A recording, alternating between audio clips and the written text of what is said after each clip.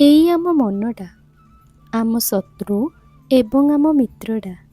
ସତେ ଯେମିତି କ୍ରୋଧ, ହିଂସା, ଅହଙ୍କାରରେ ଆମ ଶତ୍ରୁ ପାଲଟି ଯାଉଛି। ଦୁନିଆଠାରୁ ଆମକୁ ଦୂରେଇ ଦେଉଛି। ଆମ ପ୍ରିୟ ମମତାଙ୍କ ଠାରୁ ଆମକୁ ଖରାପ କରି ଦେଉଛି।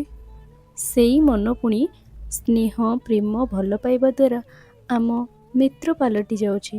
ପୁରା ବିଶ୍ୱକୁ ଯେପରି ସମ୍ପର୍କ ସୂତାରେ ବାନ୍ଧି ରଖିଛି।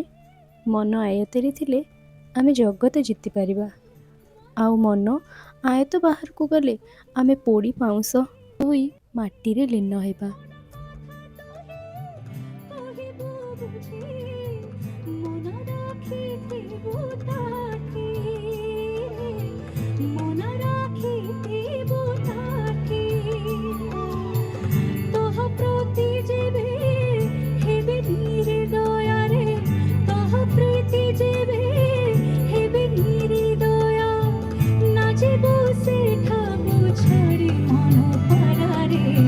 শ্রীক্ষেত্রে যে বুড়ি